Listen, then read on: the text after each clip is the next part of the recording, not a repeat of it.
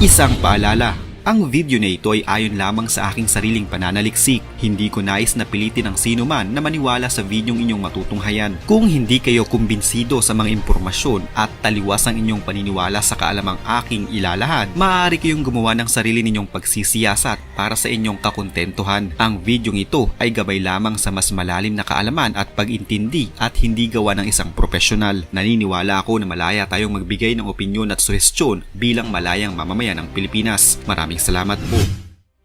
Isang lalaki ang nagsampa ng reklamong physical injuries at grave threats laban kay Davao City Representative Paulo Duterte sa Department of Justice. Batay sa reklamo, inakusahan si Duterte ng paglabag sa Article 265 at Article 282 ng Revised Penal Code. Nangyari umunong insidente sa loob ng isang bar sa Davao City noong 23 ng Pebrero nitong taon. Kinumpirma ni Prosecutor General Richard Fadulion ang naturang reklamo na inihain laban sa kongresista. Sa sinumpaang salaysay ng nagrereklamo, inihayag nito na pinagbantaan siya ni Duterte habang may hawak na patalim at sinasaktan siya sa loob ng may 2 oras sa bar. Hinedbat niya ako sa ulo ng maraming beses at ako'y humihingi sa kanya ng tawad kung ano man ang nagawa kong mali sa kanya. Ngunit patuloy pa rin siya sa pag-headbutt sa aking ulo at inuundian niya ulit ako ng kutsilyo, saad ng reklamo. Idinagdag ng nagreklamo na nakuhanan ng CCTV camera ang bahagi ng insidente bago pa nakita ng grupo ng kongresista at ipapatay ang CCTV camera. Halos 2 oras niya akong sinaktan sa loob ng bar. Suntok, sampal, tadyak ang aking inabot kay Paulo Duterte dahil sa galit niya sa akin. Patuloy nang nagrereklamo matapos umanong pananakit. Binigyan umano siya ni Duterte ng 1,000 pesos sa bawat pananakit na ginawa sa kanya. Hindi umano nagawa ng lalaki na makapagpamedical matapos ang insidente dahil sa takot. Subalit itinanggi ng lalaking nagsampa ng reklamong pananakit laban kay Davao City 1st District Representative Paulo Duterte na siya ang nagpakalat ng online sa CCTV footage ng insidente.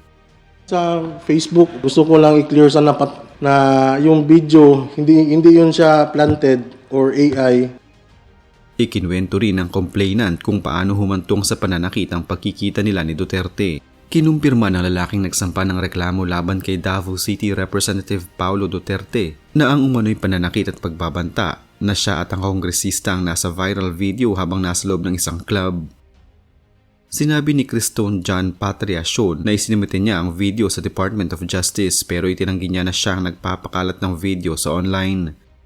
Sa video, makikita ang isang lalaki na may hawak na patalim na sinasaktan ng lalaking may suot na cap. Nasa kustodiya ngayon ng pulisya si Sean na inamin din na nagdadala siya ng babae sa kanyang mga kliyente.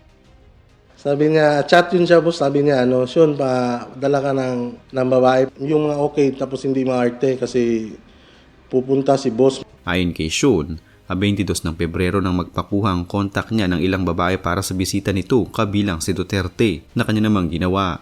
Matapos umunong pulong kay Duterte, nagpunta raw ang grupo sa isang bar dakong 1:00 ng umaga noong 23 ng Pebrero. Ayon kay Sean, nagalit si Duterte nang malaman nito na may kasama siyang hindi nabigyan ng partner. Lalo pa umuno itong nagalit nang magkaroon ng problema sa bayad sa mga babae at kinumpronta siya.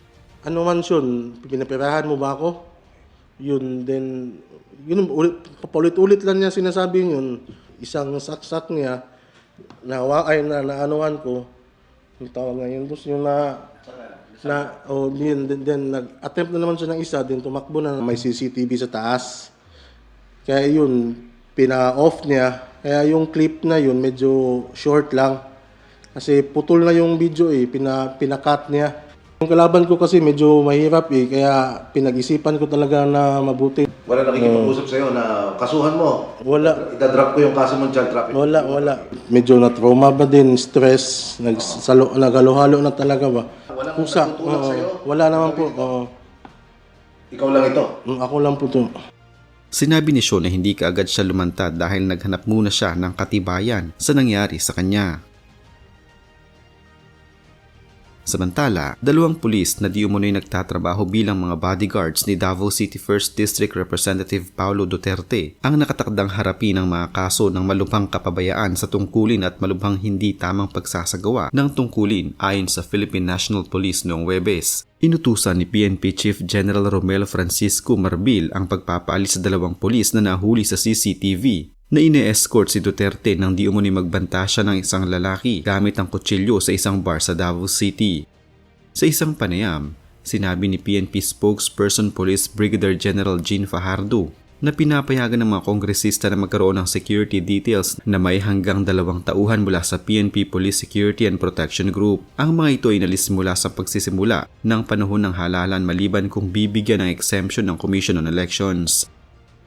Ayon sa isang panayam sa teleradyo serbisyo, napag-alaman na ang 2 pulis ay hindi otorisado at nagsisilbing mga bodyguards sa halip na maging bahagi ng kanilang mga itinalagang tungkulin. Dahil dito, sila ay kinasuhan ng malubhang kapabayaan sa tungkulin at malubhang hindi tamang pagsasagawa ng tungkulin. Itinuturing na mabigat ang kaso ng grave neglect of duty laban sa 2 pulis dahil hindi sila kumilos nang mangyari ang insidente ng pananakit kahit na naroon sila nung maganap ito. Ayon sa PNP, ang 2 pulis ay kinasuhan ng malubhang kapabayaan sa tungkulin at kasalukuyang isinasagawa ang kanilang pre-charge investigation.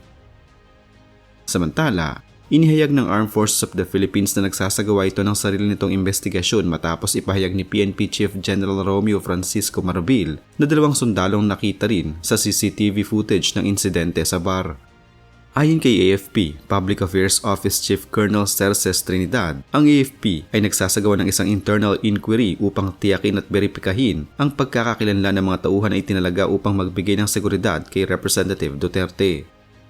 Kinumpirma rin ni Trinidad na ang Duterte ay pinahihintulutan ng Commission on Elections na magkaroon ng security detail na binubuo ng mga tauhan mula sa AFP alinsunod sa mga patakaran at regulasyon sa panahon ng halalan. Idinagdag pa ni Trinidad na ang AFP ay makikipag-ugnayan ng malapit sa PNP at iba pang mga ahensya na may kinalaman sa anumang investigasyon o pagsisiyasat na may kaugnayan sa mga tauhan ng seguridad ni Duterte.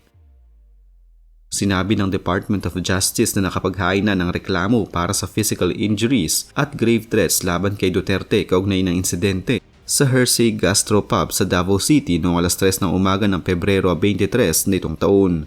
Ayon sa reklamo, isang self-confessed pimp, nagkaroon ng 2 insidente nang nagpasiklab kay Duterte sa gabi ng pangyayari. Una nang hindi makuha ng isa sa mga bodyguard niya ang isang babaeng kasama at ikalawa nang magbayad lamang si Duterte ng 1,000 sa mga babae. Nagpadala na ng Criminal Investigation and Detection Group ng mga sabpina sa nagreklamo at sa may-ari ng bar upang makuha ang kopya ng CCTV. Sinabi ni Fajardo na handa ang PNP na magbigay ng proteksyon sa nagreklamo na nagsabing siya ay natatakot para sa kanyang seguridad.